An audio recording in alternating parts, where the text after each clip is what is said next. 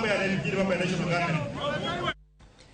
Kaudhi weche magarita kwe jatend migao marita kwe ma ngere Kithure Kindiki olando ni ibiro yaw kendo apisi mag ndiko jowuoth mawuok e pinje maoko e boma ma Garissa.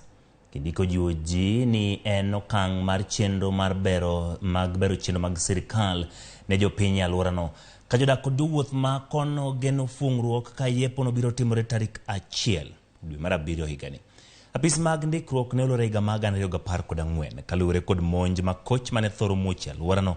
Jatend migaono ne olimo kuonde mathoth kotwak kod apisas mag arita ma Garissa. Olero ni piny owacho biro keto tenge shillings maromo bilion 20 ne chenro mag bero arita. Sana na shida ya pasipoti. Kwa mfano kuna wanafunzi walikuwa wanapata scholarship kwenda ng'ambo wanateseka, wengine wanaenda matibabu, wengine wanaenda hajj, wengine wanaenda biashara zao. Walikuwa wanapata pasipoti, saa zingine huwa inachelewa. Sisi kama wakazi wa Garissa tulikuwa na shida kutafuta passport tukienda Nairobi, na hata tukienda Nairobi shida ilikuwanga unapata shida kutafuta hiyo kitu sana. Tulikuwa na ofisi hapa ya uhamiaji ambayo ilifungwa.